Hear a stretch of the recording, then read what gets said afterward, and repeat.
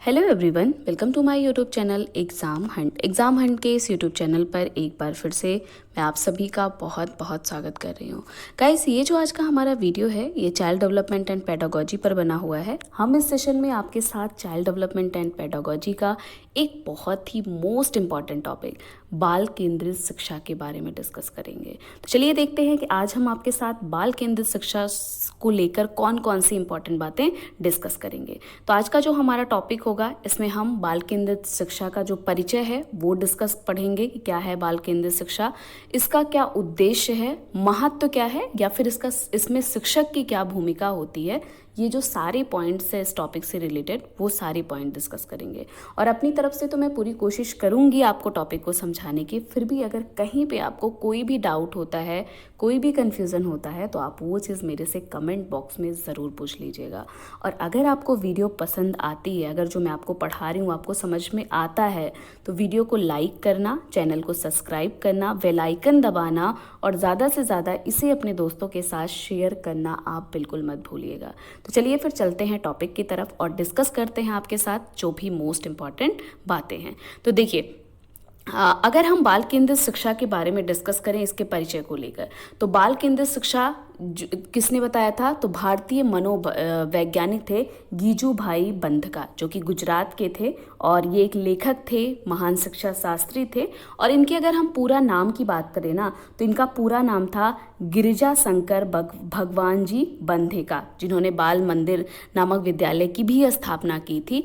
इन्होंने ही doctor Maria Montessori के शैक्षिक विचारों से प्रभावित होकर बाल केंद्रित शिक्षा को एक नया आयाम दिया था, जिसका केंद्र बिंदु क्या होता था? बालक होते हैं। ठीक है, अब देखिए आपसे क्वेश्चन क्या पूछा जाएगा। पहला मोस्ट इंपॉर्टेंट आपसे पूछा जाएगा कि बाल केंद्रित शिक्षा के बारे में बताया किसने था?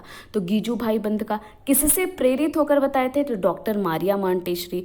या फिर आपसे पूछ सकता है डॉक्टर मारिया मॉन्टेसरी कहाँ की थी? तो ये इटली की थी। ठीक है, और ये ज्ञानेंद्रियों के द्वारा, जो मॉन्टेसरी विधि की ये प्रणेता थी डॉक्टर मारिया मॉन्टेसरी, जिसमें ज्ञानेंद्रियों के द्वारा बच्चों को सीखने पर जोर दिया जाता था। ठीक है, यहाँ पॉइंट क्लियर हो गया। और या तो आपसे एक क्वेश्चन और पूछा जाता है कि बाल केंद्रित शिक्षा का केंद्र बिंदु कौन होता है? तो क्या बताओगे? यहाँ पे बालक को केंद्र मानकर उनको क्या किया जाता है? पढ़ाया जाता है। अब देखिए, बाल केंद्रित शिक्षा के अंतर्गत बालक की शारीरिक एवं मानसिक योग्यता के आधार पर अध्ययन किया जाता है। जैसा कि अभी आपको मैंने बताया कि इसमें बालक को आप केंद्र मानकर जो है बच्चों को पढ़ाते हो, तो जाहिर सी बात है कि उनके शारीरिक एवं मानसिक योग्यता के आधार पर अध्ययन किया जाता है। और गीजू भाई बंधका का क्या मानना था कि एक शिक्षक को केवल बालक की आवश्यकता को पूरा करना चाहिए। अगर कभी भी आपसे पूछा जाए कि गीजू भाई बंधका ने क्या कहा था, तो इन्होंने क्या कहा था कि एक शिक्षक को सिर्फ बालक की जो आवश्यकता है, मतलब आप जब बालक को केंद्र बिंदु मान रहे हो तो जाहिर सी बात है कि बालक की आपको सिर्फ आवश्यकता पूरा करना है। उसको जो चीज़ें समझ में नहीं आ रही उसको बताना है, कैसे पढ़ाना है, क्या करना है, वो उसी आधार पे आपको काम करना है। ठीक है, पॉइंट्स यहाँ तक क्लियर हो गया। अगर कोई डाउट है तो आप प्लीज़ कमेंट बॉक्स में ज़रूर पूछ लीजिएगा। अगला हमारा है बाल केंद्रित शिक्षण के कुछ सिद्धांत दिए गए हैं जो कि बहुत इंपॉर्टेंट है।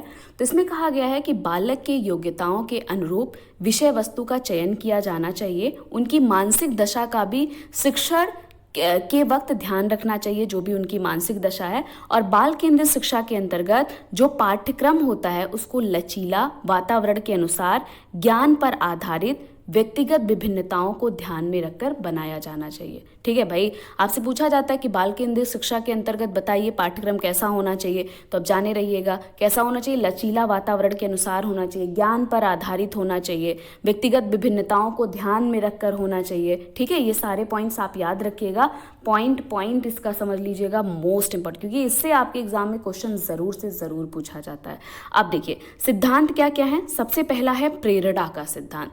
प्रेरणा के सिद्धांत में बाल केंद्रित शिक्षा क्या कहता है कि बालकों में नैतिकता, नाटक, महापुरुषों के जीवनी, वैज्ञानिकों के उदाहरण देकर उन्हें प्रेरित किया जाता है। जैसे आप पढ़ते हो ना कि आपको एक हमारी पुस्तक लगती थी भारत के महान व्यक्तित्व, तो भारत के महान व्यक्तित्व का क्या मतलब होता था हमें पढ़ाना? हमें इसलिए पढ़ाया जाता था ताकि हमें महापुरुषों के बारे में बताया जा सके, ताकि हमें वैज्ञानिकों के बारे में बताया जा सके, उससे हमें प्रेरित किया जा सके। यही तो उसका उद्देश्य होता था ना, हमें पढ़ाने का। तो प्रेरणा का सिद्धांत अब आपको समझ में आ गया ना कि जिसमें बालकों में नैतिकता, नाटक, महापुरुषों की जीवनी, वैज्ञानिकों के उदाहरण देकर उन्हें प्रेरित किया जाता है, वही आपका क्या कहलाता है, प्रेरणा का सिद्धांत कहलाता है। दूसरा है हमारा रुचि का सिद्धांत। रुचि के सिद्धांत क्या कहते हैं कि बालकों के शिक्षण उनके रुचि के अनुसार मिलेगा तो वो उसे ना सिर्फ जल्दी सीख पाएंगे बल्कि उसमें उनके आगे बढ़ने की प्रेरणा भी मिलेगी। जैसे होता नहीं, अगर बच्चा किसी चीज़ को सीखने के लिए तैयार है तो उसे उस चीज़ को वो जल्दी सीखेगा, लेकिन अगर उसका उसमें इंटरेस्ट नहीं है तो आप चाहे साम दाम दंड भेद अपना लेंगे लेकिन वो बच्चा उस चीज़ को कभी सीख नहीं पाएगा। आप उसको ज़बरदस्ती कोई चीज़ नहीं सिखा सकते हैं। तो रुचि के सिद्धांत में यही बात कही गई है कि बालकों के शिक्षण उनके रुचि के अनुसार मिलेगा तो उसे वो जल्दी सीखेंगे और उनसे क्या होगा, वो आगे बढ़ने की उन्हें क्या मिलेगी, प्रेरणा भी मिलेगी। अगला है हमारा लोकतांत्रिक सिद्धांत। लोकतांत्रिक सिद्धांत क्या कहता है कि शिक्षक के लिए सभी छात्र बराबर होते हैं, इसीलिए सभी छात्रों को क्या करना है, साथ लेकर चलना है। आपको बिना किसी भेदभाव के हर बच्चे को पढ़ाना। ये नहीं है कि आपने किसी 4 बच्चे को आप इंपॉर्टेंस दे रहे हो, 4 नहीं। आपके लिए अगर एक बच्चे को समझ में नहीं आ रहा तो आप उसको तब तक आपको समझाना जब तक कि उसे समझ में नहीं आता है। ठीक है, तो लोकतांत्रिक सिद्धांत कि शिक्षक के लिए सभी बच्चे बराबर हैं, इसीलिए सबको क्या करना है, साथ में लेकर चलना है। डन सभी का यहाँ तक? अगर डाउट हो तो प्लीज आप पूछ लीजिएगा। अगला है हमारा सर्वागीण विकास का सिद्धांत। सर्वागीण विकास का सिद्धांत क्या कहता है कि बालकों में उसके सभी पक्षों को विकसित करने पर बल देना चाहिए। मतलब ये नहीं कि खाली सिर्फ आप उसके मानसिक पक्ष को बल, उसके शारीरिक पक्ष का भी बल देंगे, उसके नैतिक पक्ष को भी बल देंगे, उसके सामाजिक पक्ष को। आपको बालक के हर पक्ष का, क्योंकि आपको बालक का सर्वागीण विकास करना है, ना कि किसी पर्टिकुलर पक्ष का आपको विकास करना है। ठीक है, क्लियर?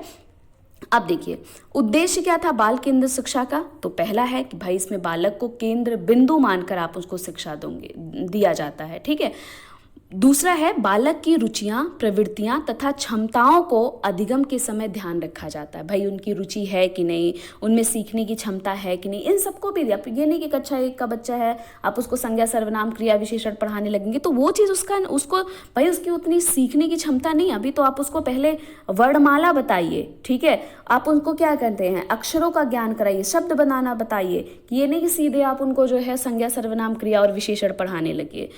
अगला हमारा है बालकों की दैनिक समस्याओं को दूर करने का प्रयास किया जाता है। मतलब बच्चों की जो दैनिक समस्या है, रोज की उन्हें जो प्रॉब्लम है उसको दूर करने का प्रयास किया जाता है, क्योंकि भाई यहाँ पे बालक को केंद्र मानकर शिक्षा दिया जाता है। व्यक्तिगत शिक्षण पर बल दिया जाता है। ठीक है, हर एक बच्चे पर ध्यान दिया जाता है। स्वावलंबी व स्वतंत्र बनने की प्रेरणा दी जाती है कि आप स्वावलंबी बन सके, स्वतंत्र बन सकें, किसी के ऊपर डिपेंड ना रहें। ठीक है, आप में जो क्षमता है उस क्षमता को आप बाहर निकालें। अनुशासन में रहकर कार्य करने पे बल दिया जाता है। तो ये था क्या है, बाल केंद्रित शिक्षा के क्या है कुछ प्रमुख उद्देश्य हैं। यहाँ तक सभी का क्लियर हो गया। नेक्स्ट देखते हैं अगला हमारा क्या है, बाल केंद्रित शिक्षा का महत्व क्या है। तो भाई इसका क्या महत्व है कि बालक प्रधान शिक्षण, इसका महत्व है। सरल और रुचिपूर्ण शिक्षण, इसका महत्व है कि भाई अब क्या होता है, भाई इसका क्या महत्व है कि बालक को हम यहाँ पे केंद्र मानकर शिक्षा दे रहे हैं, मतलब हम इंपॉर्टेंस किसको दे रहे हैं, बालक को दे रहे हैं। ठीक है, सरल और रुचिकर शिक्षण, भाई हम उनके अकॉर्डिंग उनको पढ़ा रहे हैं, तो जाहिर सी बात है कि हम सरल से सरल चीज़ें आसान से कोशिश करेंगे कि भाई उनको चीज़ें समझ में आए। आत्मविभक्ति का अवसर, उन्हें भी अवसर मिल रहा है कि वो अपनी बातों को कह सकें कि हमें ये चीज़ नहीं समझ में आया, अगर ये हुआ तो कैसे हुआ, ये भी उन्हें अवसर प्रदान किया जाता है। ज्ञानेंद्रियां परीक्षण पर बल दिया जाता है कि बच्चे को सोचने समझने की क्षमता का उनके अंदर का विकास करवाया जाता है।